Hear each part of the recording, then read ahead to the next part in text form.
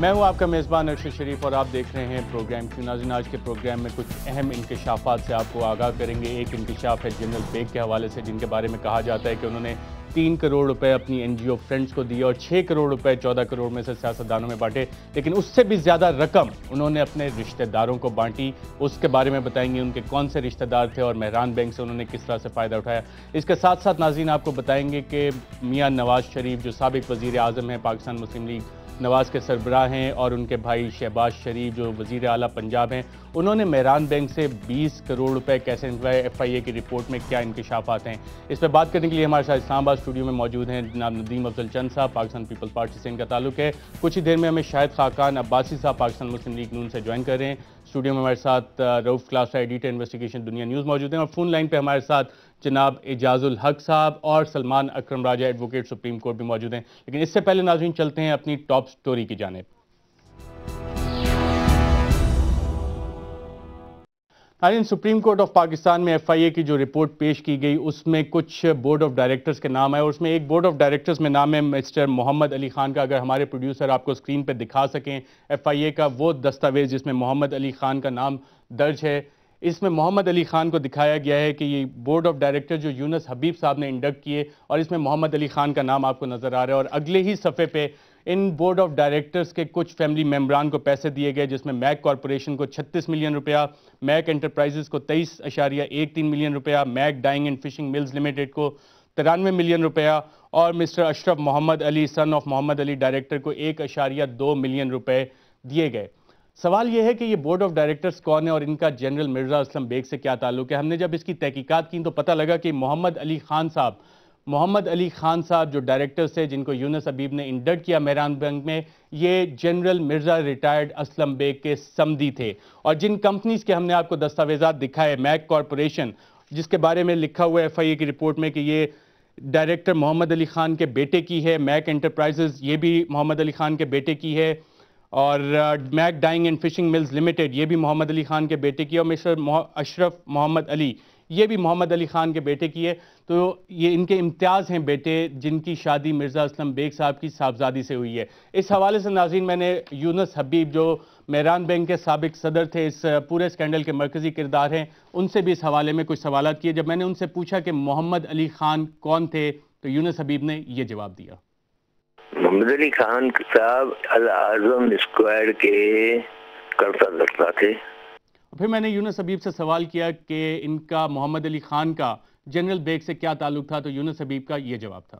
یہ تو جنرل صاحب سے پوچھتے، اسے میرے جو علم ہے تب تک جنرل مرزا اسلم کے یہ سمجھی تھے، ان کی بیٹی ہے جنرل مرزا اسلم بیگ کی، ان کی بیٹی امتیاز محمد علی خان سے بیاہی ہوئی ہے۔ جب میں نے یونس حبیب سے یہ سوال کیا کہ کیا آپ کو معلوم تھا کہ Mac enterprises, Mac corporation, Mac dyeing and finishing کو جو قرضے دیے گئے وہ ان کے داماد کو دیے گئے، اور آپ کو معلوم ہے کہ جنرل بیگ کے سمدھی کو آپ پیسے دے رہے ہیں، تو یونس حبیب نے اس کا یہ جواب دیا۔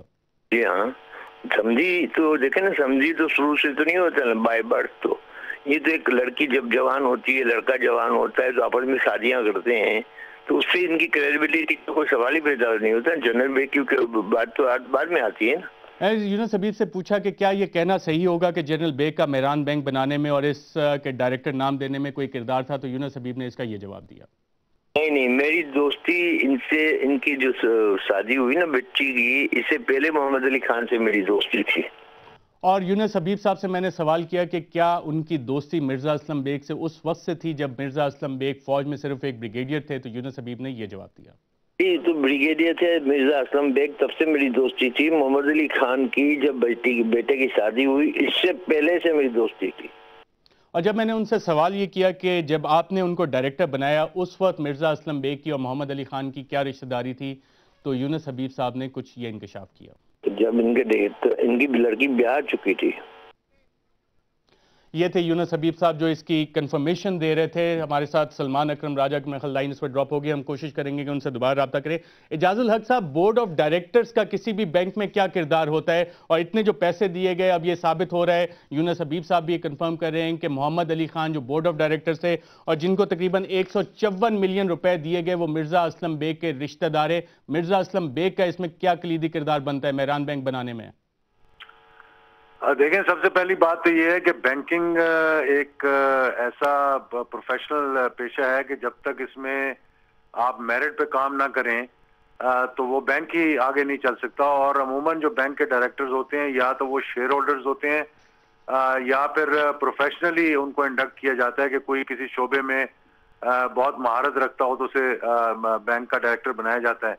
یہ بینکنگ سیکٹر پاکستان کا جو تباہی کا شکار بنا وہ یہیں سے شروع ہوا تھا. یہ مہران بینک پہلا سکینڈل تھا جو سب سے بڑا سکینڈل پاکستان کی تاریخ میں سامنے آیا تھا. اور جس طریقے سے یہ پیسے بانٹے گئے, یونس حبیب کی جو بیک گراؤنڈ تھا وہ تو سب کو آپ کو معلوم ہے, لیکن مرزا اسلم بیگ کے ساتھ جو ان کے تعلقات جیسے انہوں نے بتایا کہ بہت پہلے سے تھے, یہ یونس حبیب کا یہ رویہ رہا ہے کہ اس نے ہر کسی کو, ہر انسٹیٹیوشن کو برائب کرنے کی کوشش کی تھی تاکہ وہ انسٹیٹیوشنل فنڈ جو تھے وہ وہاں پر رکھوائیں. اعجاز الحق صاحب, آپ خود بھی بینکر رہے ہیں, آپ کا طویل تقریباً 8-9 سال کا بینکنگ کا ایکسپیرینس بھی ہے. بورڈ آف ڈائریکٹرز میں جب ایک ایسا شخص جو مرزا اسلم بیگ کا رشتہ دار ہو, ان کے سمدھی ہو, اور یونس حبیب نے بتایا کہ شادی اس سے پہلے ہو چکی تھی, ان کی رشتہ داری اور تعلقات پہلے سے تھے, کیا آپ سمجھتے ہیں کہ مرزا اسلم بیگ کا مہران بینک بنانے میں بھی کلیدی کردار تھا؟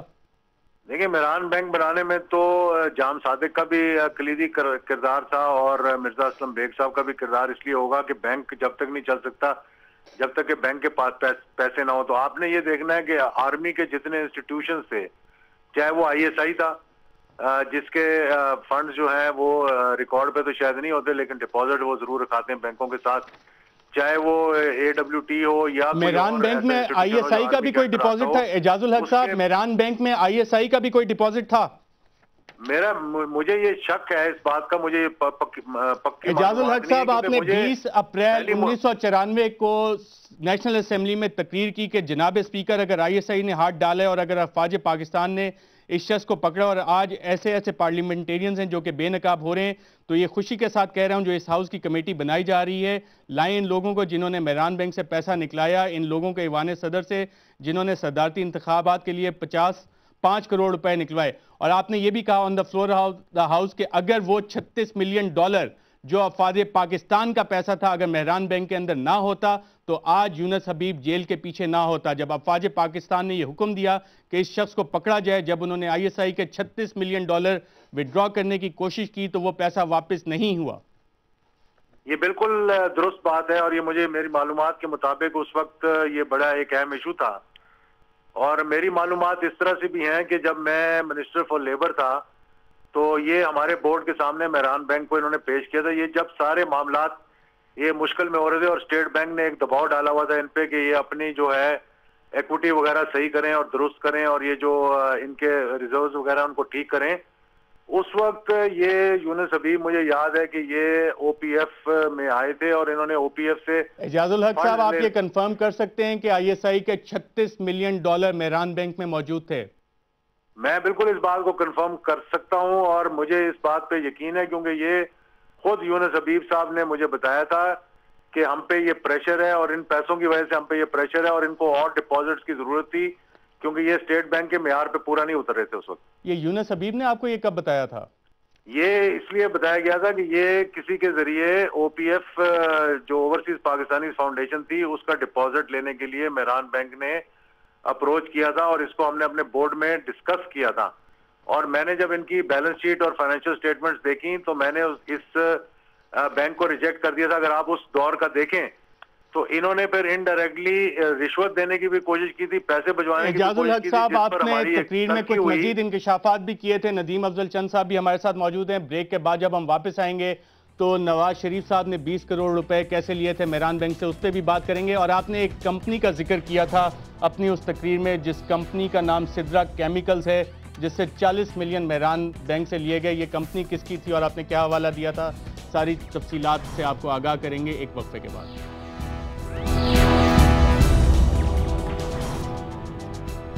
ویلکم بیک ناظرین. پروگرام کیوں میں ہم نے آپ کو انکشاف کیا ہے کہ جنرل مرزا ریٹائرڈ اسلم بیگ نے صرف 6 کروڑ روپے سیاستدانوں میں بانٹے اور 3 کروڑ روپے اپنی NGO فرینڈز کو دیے, لیکن 15 کروڑ روپے 155 ملین روپے اپنے رشتہ داروں, اپنے سمدھی اور دماغی کمپنیوں کو مہران بینک سے دلوائے. اور اس کے ساتھ ساتھ اس سے پہلے سیگمنٹ میں اعجاز الحق صاحب نے یہ انکشاف کیا ہے کہ میران بینک میں آئی ایس آئی کے بھی $36 ملین موجود تھے. آئی ایس آئی نے $36 ملین میران بینک میں رکھوائے تھے. اعجاز الحق صاحب، آپ نے جو 20 اپریل 1994 کو نیشنل اسمبلی آف پاکستان میں تقریر کی، اس میں آپ نے ایک ذکر کیا کہ یونس حبیب اور جناب یوسف رضا گیلانی جو ہے وہ اکٹھے بیٹھے ہوئے. ایک کمپنی کا نام دیا گیا ہے سدرا کیمیکل نے 40 ملین میران بینک سے لیا. یہ سدرا کیمیکلز کون سی ہے اور یوسف رضا گیلانی صاحب کا اس سے کیا تعلق تھا؟ کیوں آپ نے یہ حوالہ دیا؟ لیکن یہ ساری انفارمیشن اس وقت میرے پاس تھی اور یہ معلومات ہو رہی تھیں، اور یہ اس وقت میں نے اس کا انکشاف اس لیے بھی کیا تھا کہ یہ یونس حبیب پہ جب پریشر آیا تھا تو اس نے او پی ایف کو اپروچ کیا تھا، اور جب او پی ایف نے پیسے نہیں رکھوائے اور ان کی بیلنس شیٹ جو تھی وہ پوری نہیں اتر رہی تھی، تو اس نے پھر تقریباً 1 کروڑ روپے کی رشوت دینے کی کوشش کی تھی، جس پہ کہ بہت زیادہ تلخی ہوئی. اور بورڈ پہ میں نے یہ فیصلہ کیا تھا کہ یہ جو بینک ہمارے پاس آیا ہے کہ جو معلوم نہیں کہ اوپر سے آیا تھا یا کہاں سے کہا گیا تھا کہ اس بینک میں پیسے رکھوائے ہیں، تو ہم نے نہیں رکھوائے تھے. یہ ریکارڈ ہے جس کو آج آپ او پی ایف کا ریکارڈ دیکھیں تو او پی ایف نے کبھی بھی پیسے میران بینک میں نہیں رکھوائے تھے. اس وقت یہ انکشافات ہوئے تھے کہ یہ جتنے مرزا اسلم بیگ نے پریشر ڈلوا کے پیسے رکھے تھے اور جنرل آصف نواز نے آنے کے بعد کس نے کہا تھا پیسے رکھوائیں، اور رشوت کس کو دے رہے تھے؟ رشوت دے رہے تھے یہ انڈائریکٹلی مجھے کلوایا گیا تھا اور کسی کے ذریعے کلوایا گیا تھا. سدرا کیمیکلز کی کیا کہانی ہے اور یوسف رضا گیلانی صاحب کا نام آپ نے کس حوالے سے لیا تھا؟ ہم دیں گے. اس دن سے جو ہے یہ اس نے پر یونس حبیب کی میری ملاقات نہیں ہوئی تھی، کیونکہ میں نے کہا تھا نہ میں اس کی شکل دیکھنا چاہتا ہوں اور نہ میں اس بینک کے ساتھ پیسے رکھوانا چاہتا ہوں. اعجاز الحق صاحب، سدرا کیمیکلز اور یوسف رضا گیلانی کا آپ نے اکٹھے ذکر کیا، یہ کیا ماجرا ہے؟ دیکھیں یہ کچھ تعلقات اس وقت ان کے ہوں گے آپس میں، اور یہ ہو سکتا ہے کہ اس کے ذریعے کوشش کی ہو پیسے دینے کی. آپ نے تو کہا 40 ملین میران بینک سے لیا. جی بالکل لیا انہوں نے، یہ ریکارڈ کی بات ہے. ندیم افضل چند صاحب، یوسف رضا گیلانی صاحب کا نام ابھی تک یہاں پہ نہیں آ رہا تھا، اور اعجاز الحق صاحب کی جو اسمبلی میں فلور آف دا ہاؤس تقریر ہے اس کو انہوں نے کنفرم بھی کیا ہے کہ یوسف رضا گیلانی صاحب سدرا کیمیکلز کے حوالے سے 40 ملین انہوں نے بھی میران بینک سے لیا. نہیں دیکھیں، اب تو وہ خود کہہ رہے ہیں کہ کوئی انکار ہوگا، لیکن ان کو کوئی کنفرم نہیں ہے. اور میرے خیال میں یہ واحد سکینڈل ہے کہ جس کا پیپلز پارٹی کے ساتھ آپ جتنا مرضی رشتہ ناتا جوڑ لیں، لیکن پیپلز پارٹی اس سکینڈل کی وکٹم ہے، اس کی بینیفیشری نہیں ہے. اس کے بینیفیشری جو ہے، پیپلز پارٹی صرف وکٹم ہے، سکینڈل کی بینیفیشری نہیں ہے. نہیں ہے. یہ تو کہ ندیم افضل یہ چاند صاحب کا اپنا ویو ہے، اور یونس حبیب صاحب تو کہہ چکے ہیں اور انہوں نے ریکارڈ پہ انٹرویو بھی دیا کہ پیپلز پارٹی کے سامنے میں ان کو جتوانے کے لیے مولویوں کو میں لے کے آیا تھا 93 میں. تو مولویوں کو 93 کی بات ہے، 1990 کی بات ہے. یہ میران بینک سکینڈل یا حبیب بینک کے پیسوں کی بات نہیں ہے. یہ دو چیزیں ہیں جو میں نے میرے خیال اس دن بھی بات کی، کنفیوز کیا جا رہا ہے. حبیب بینک سکینڈل اور ہے جو آئی ایس آئی کے 14 کروڑ پہ جس کا ہم کہتے ہیں سیاستدانوں میں، وہ ایک اور سکینڈل ہے. 14 کروڑ سیاستدانوں، 6 کروڑ سیاستدانوں کو عثمان خان کی پریڈکشن تھی. یہ جو ہے آپ کا میران بینک جس کے آپ ڈیٹیل دیں، یہ ایف آئی اے کی رپورٹ ہے، اسمبلی کی ڈیبیٹس ہیں. یہ ڈیفینیٹلی جو ہمارے پاس ابھی ہم اس میں بریک کریں گے. یہ تو ایک ایف آئی اے کی رپورٹ ہے جو سپریم کورٹ آف پاکستان میں پیش کی گئی، جس کی کاپیز ہم وہاں سے ایکسکلوسیو نکلوا کے لائے ہیں. اور یہ وہ رپورٹ ہے جس کا رحمان ملک صاحب بار بار حوالہ دے رہے ہیں، بڑا خفیہ رکھا ہوا ہے کہ ہمارے پاس رپورٹ ہے، ہم جائیں گے دکھائیں گے سپریم کورٹ کو. یہ سپریم کورٹ آف پاکستان میں رپورٹ پہلے پیش ہو چکی ہے ایف آئی اے کی، اب ریکارڈ پہ موجود ہے. صحافی نے نہیں پڑھی، ججز نے تو یقیناً پڑھی ہوگی، چیف جسٹس آف پاکستان نے. یہ ساری ڈیٹیل جتنی بھی آ رہی ہیں یہ سپریم کورٹ آف پاکستان کے ریکارڈ سے ہم نکلوا کے لا رہے ہیں. یہ ایفرٹ ہم ضرور کر رہے ہیں آپ اور میں کہ سپریم کورٹ آف پاکستان میں جو ریکارڈ سبمٹ ہوا ہے آپ نے ریکارڈ کی بات کی ہے تو یہاں پہ یہ بھی بتاتے چلیں کہ میاں نواز شریف اور شہباز شریف صاحب نے 20 کروڑ روپے یونس حبیب سے کیسے لیے، کیا انکشافات ہیں اس ایف آئی اے کی؟ اگین یہاں ہم بتا دیں کہ یہ رپورٹ ہے ایف آئی اے کی، یہ سپریم کورٹ آف پاکستان میں پیش کی گئی ہے اور 94 میں ایف آئی اے نے اس کی انکوائری کی تھی. اس کی باقاعدہ کی تفصیلات کیا ہیں اس کی مین تفصیلات یہ ہیں، وہ اس میں آپ کہہ سکتے ہیں ایف آئی اے کی انویسٹیگیشن ہے، ان کی سائڈ آف دا سٹوری ہے، ان کا ورژن ہے اور ڈاکومنٹڈ ہمارے پاس جو ایویڈنس موجود ہے. وہ یہ کہتے ہیں 20 کروڑ روپے انہوں نے میران بینک سے لیے تھے نواز شریف صاحب نے اپنی 4 ملوں کے لیے، اتفاق فاؤنڈری کے لیے. اگر ہمارے پروڈیوسر دستاویزات بھی آگے ہیں اسکرین پہ، اگر آپ بتاتے جائیں تفصیلات اس کی. انکوائری رپورٹ میں یہ بتایا کہ ایف آئی اے کی سپریم کورٹ میں پیش ہے، ریکارڈ کا حصہ اس وقت باقاعدہ کہ وہ یہ کہتے ہیں جو ان کے لیے حیرانی کی بات ہے کہ ٹوٹل یہ جو بینک تھا 60 کروڑ روپے کے پیسوں سے شروع ہوا تھا اور اس میں سے 20 کروڑ روپے انہوں نے نواز شریف صاحب کو دیے تھے. ایف آئی اے کا یہ کہنا ہے اپنے اس رپورٹ میں، وہ لنک کر رہے تھے کہ اس بینک کو آپریٹ کرنے کی نواز شریف صاحب نے اس لیے اجازت دی تھی کہ وہ ان کو 20 کروڑ روپے کی رشوت دے.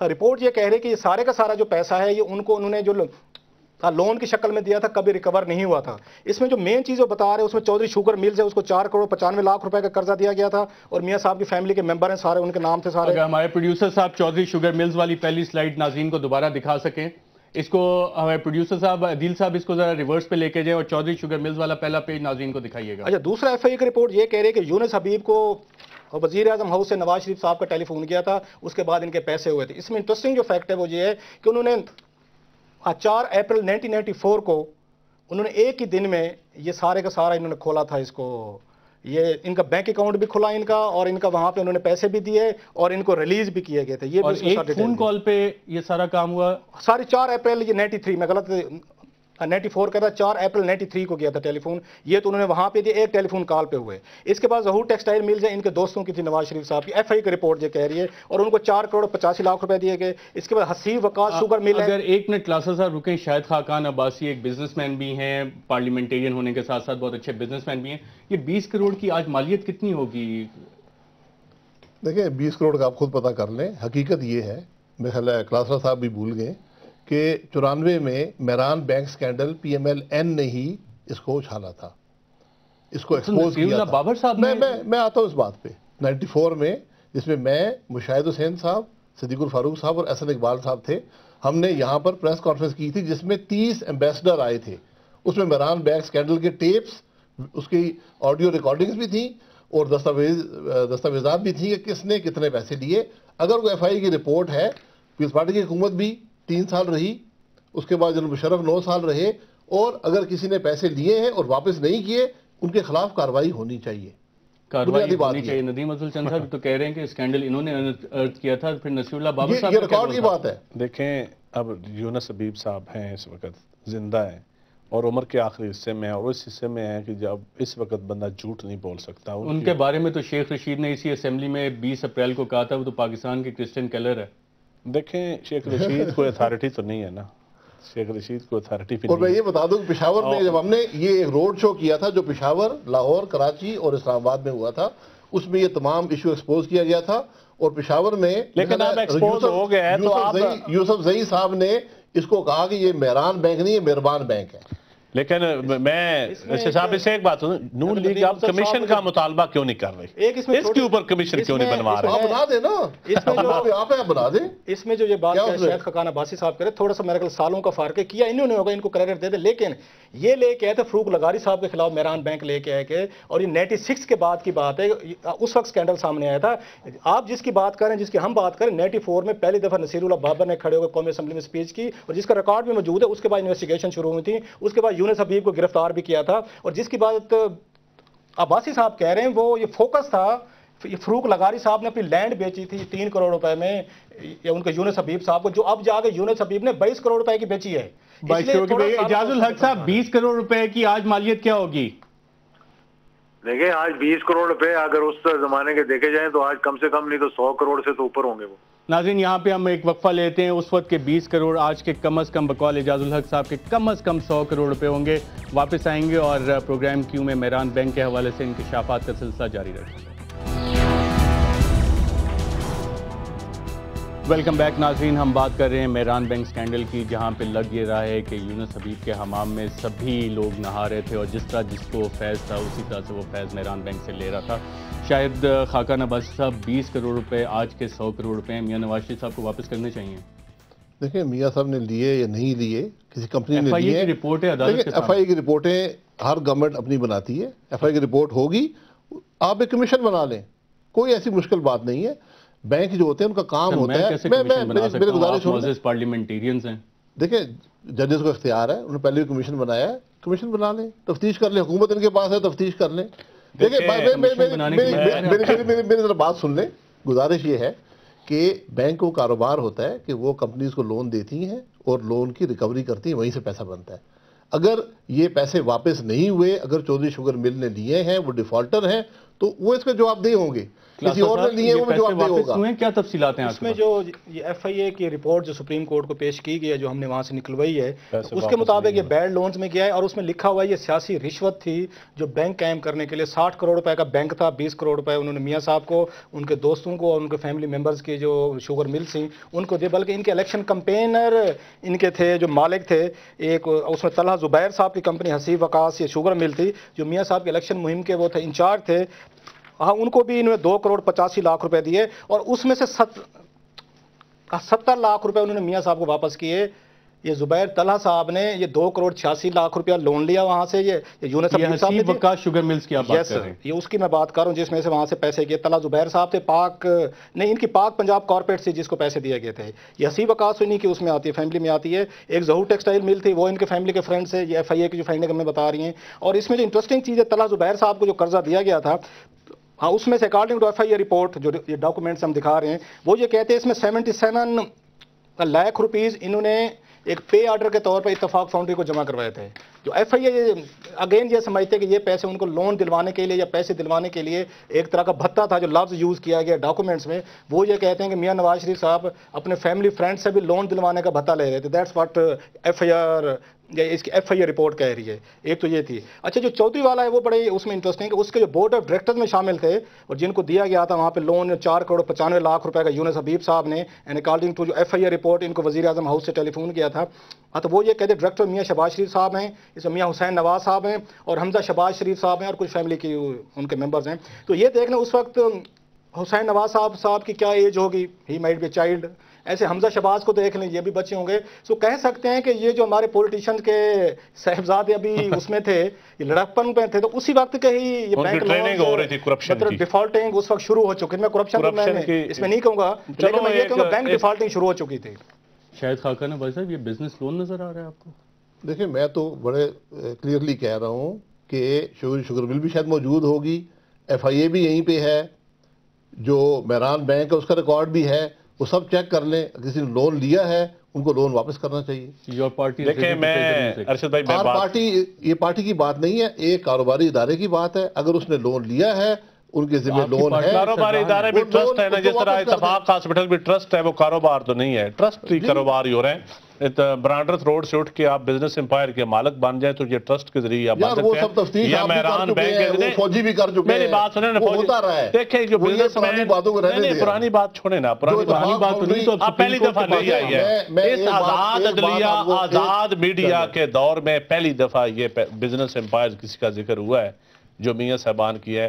اب میں تو کل بھی میں نے کہا تھا کہ اب حبیب جالب کی نظمیں اب آنی چاہیے کہ مہران بینک کے اوپر بھی میاں صاحب اگر حبیب جالب کی کوئی نظم سنا دیں, ہمیں کوئی وضاحت قوم کے سامنے پیش کر دیں, تو میرے خیال میں بجائے عباسی صاحب وضاحت کریں یا میں کروں, اب ان کو خود کرنی چاہیے. اعجاز الحق صاحب آپ کو $36 ملین آئی ایس آئی کا تو علم تھا آپ کو؟ کیا یہ معلوم تھا کہ یہ اتنی جو شوگر ملے ہیں پنجاب کا کارپیٹ مینوفیکچرنگ یہ پیسے 20 کروڑ روپے ادھر بھی دیے جا رہے ہیں؟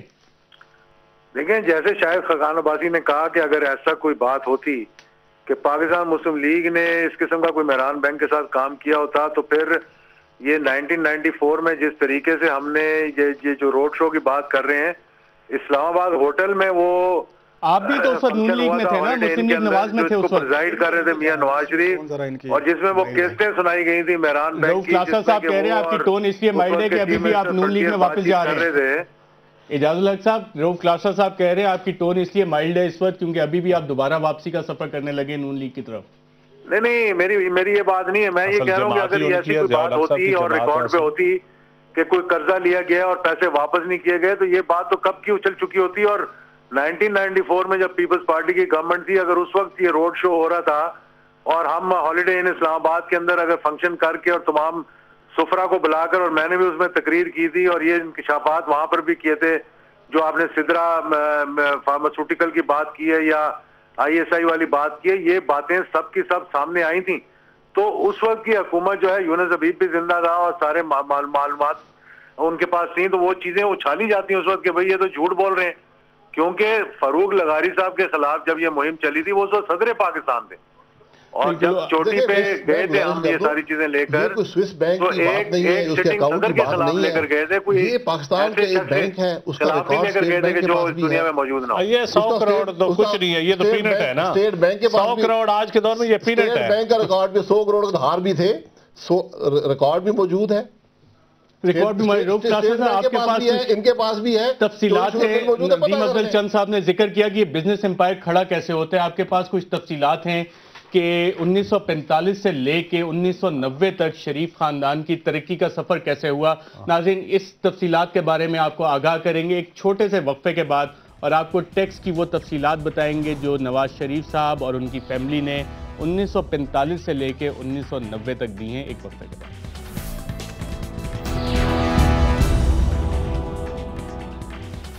ویلکم بیک ناظرین، پروگرام کیوں میں مہران بینک کے حوالے سے انکشافات کا سلسلہ جاری ہے، اور پچھلے سیگمنٹ میں ندیم افضل چند صاحب نے ایک بات کی کہ ترقی کا سفر شریف خاندان نے کیسے کیا، اس کی تفصیلات کچھ ہمارے ایڈیٹر انویسٹیگیشن روف کلاسر صاحب کے پاس موجود ہیں۔ روف کلاسر صاحب، کیا تفصیلات موجود ہیں آپ کے پاس؟ اگین ارشد، یہ ہم نے وہاں سے سپریم کورٹ آف پاکستان کے ریکارڈ سے نکلوائی ہیں، جو پیپر وہاں پہ سبمٹ کیے گئے تھے اس میں آپ کہہ سکتے ہیں میاں صاحب کی فیملی سے ریلیٹڈ ان کی ٹیکس ڈیٹیلز بھی وہاں جمع کروائی گئی ہیں، اور وہیں سے ہم نے پوری رپورٹ وہاں نکلی ہے، اور جو ڈیٹا جو اب ہم دینے والے ہیں تمام کے تمام آپ کہہ سکتے افیشیل ڈیٹا وہاں پہ جمع ہے اور سپریم کورٹ آف پاکستان کے ریکارڈ میں موجود ہے، چیف جسٹس آف پاکستان صاحب کی عدالت میں۔ اس میں تین میں آپ کو تیزی سے کوئک میں اس میں دے دوں گا۔ ایک تو میاں محمد شریف صاحب، حسانہ محمد رمضان صاحب، یہ ان کے والد صاحب تھے، تو ان کے بارے میں ٹیکس ڈیٹیل جو دی گئی ہیں کہ انہوں نے 1945 سے لے کر 1984 50 سالوں میں اتفاق فاؤنڈری جو بھی ان کے تھے انکم تھی، تو انہوں نے اس میں دکھائی کہ ان 50 سالوں میں 78 لاکھ روپیہ انہوں نے کمایا یا ڈکلیئر کیا انہوں نے وہاں پہ ٹیکس اتھارٹیز کو، یہ 78 لاکھ روپیز انہوں نے 50 سالوں میں کمائے میاں شریف صاحب نے۔ 1945 سے لے کے یہ 1994 تک 1994 تک انہوں نے وہاں پہ 78 لاکھ روپیز انکم انہوں نے کمائی، 78 لاکھ روپے 78 لاکھ روپے انہوں نے انکم ہوئی ان 50 سالوں میں۔ اس پہ ٹیکس انہوں نے دیا 19 لاکھ روپے ٹیکس دیا انہوں نے ایک۔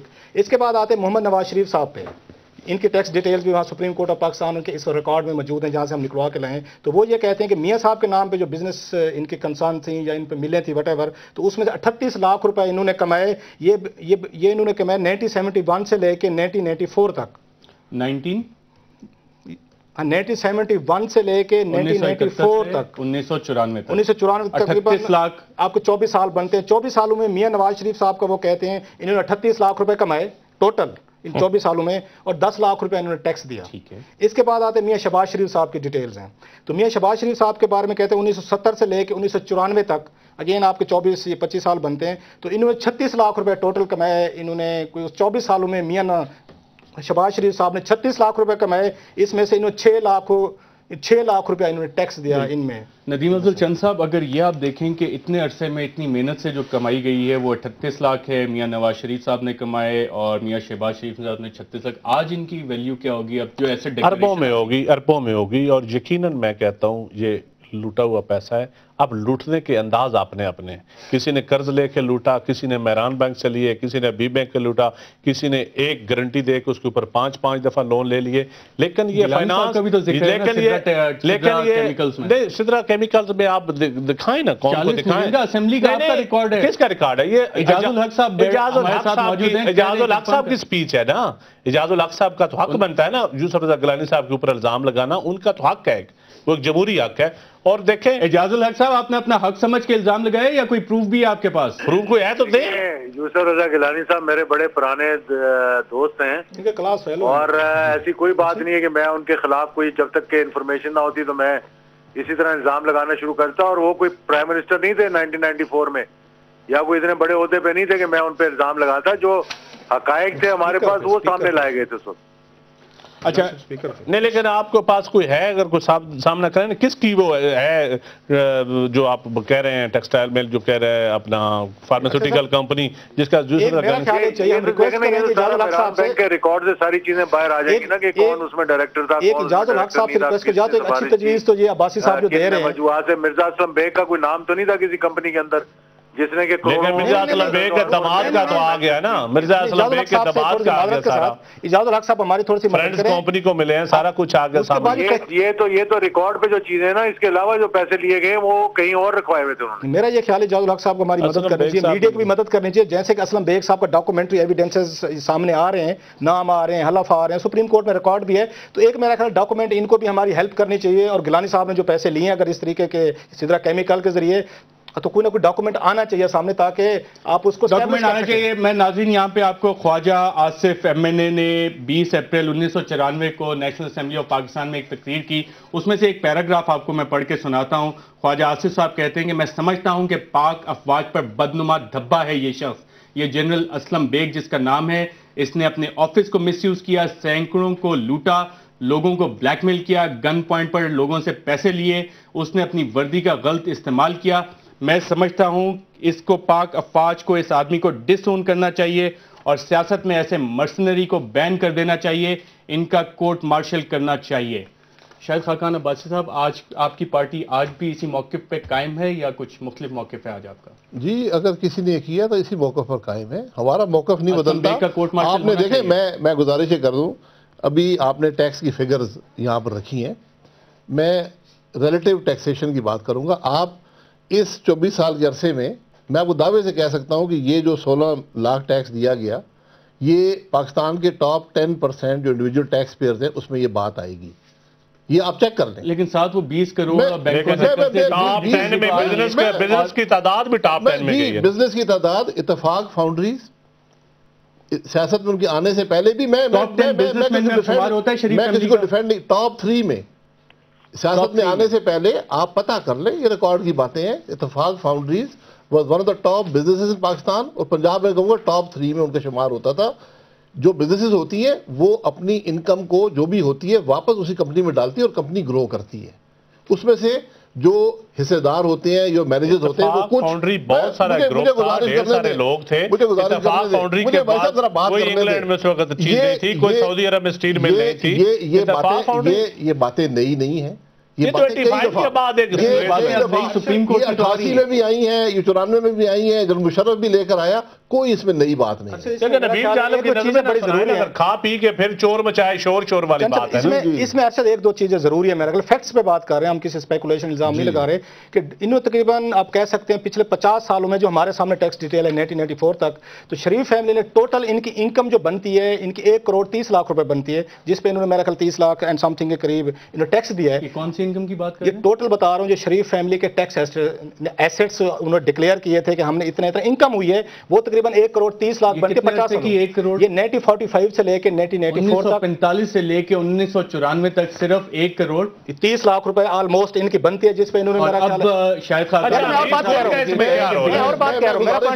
کہ آپ پاکستان کے باقی بھی جو بزنس ہاؤسز ہیں ان کا بھی اور بات کہہ رہا ہوں، 1 کروڑ 30 لاکھ ٹوٹل انکم ہے 50 سال میں۔ آپ کے جو آپ نے وہاں پہ اس میں الیکشن کمیشن صاحب اس پہ گفتگو ہے، ندیم افضل چند صاحب، اسلم بیگ کا کیا ہونا چاہیے؟ میں کہتا ہوں اسلم بیگ، حمید گل، درانی، تینوں کا کچھ ہونا چاہیے۔ کیا ہونا چاہیے؟ ان کا ٹرائل ہونا چاہیے، سپریم کورٹ کو ان کا ٹرائل کرنا پڑے گا، اور انشاءاللہ ہوگا۔ کیا ہونا چاہیے؟ جو شوائے سپریم کورٹ کے سامنے آئے ہیں وہ خود اس بات کا فیصلہ کریں کہ ان کا کیا ہونا چاہیے۔ ٹرائل ہونا چاہیے نا۔ آپ نے کورٹ مارشل آپ کی پارٹی نے اسمبلی میں کورٹ مارشل تو اب ختم ہو گیا کیونکہ وہ فوج میں نہیں ہے۔ آرمی ایکٹ تو ان پہ ابھی بھی اپلیکیبل ہے، جو ایفیڈیوٹ دیا تھا اس میں انہوں نے کہا کہ وہ آرمی ایکٹ ان پہ اپلیکیبل ہے۔ میرا ذاتی خیال نہیں ہے، اگر ہے تو کورٹ مارشل۔ اعجاز الحق صاحب، کیا ہونا چاہیے مرزا اسلم بیگ کا؟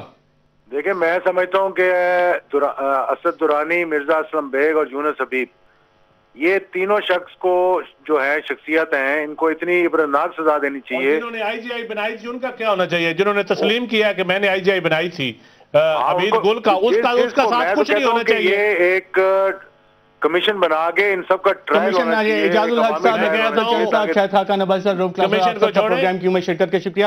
ناظرین، 20 اپریل 1994 کو اسی اسمبلی میں ایک تقریر کی گئی جس میں کہا گیا، اور شیخ رشید صاحب نے کہا تھا کوئی شخص مرزا اسلم بیگ سے 13 کروڑ روپے نہیں لے گا، میں آپ کو لکھ کر دینے کے لیے تیار ہوں۔ تب سے لے کے اب تک تو کسی نے یہ ریکوری نہیں کروائی۔ اب کیس عدالت عظمیٰ کے سامنے ہے، عدالت میں کل بھی اس کی ہیئرنگ ہونی ہے، مرزا اسلم بیگ صاحب بھی وہاں پہ پیش ہو رہے ہیں۔ عدالت عظمیٰ سپریم کورٹ آف پاکستان اب ایک آزاد عدلیہ ہے، یہ آزاد عدلیہ اس کیس کا کیا کرے گی؟ پیسے ریکور کروائے گی، ہتھکڑیاں لگوائے گی، یا کہ پھر ایک اور کمیشن بنائے گی؟ آنے والے دنوں میں دیکھیں گے۔ اجازت دیجیے گا۔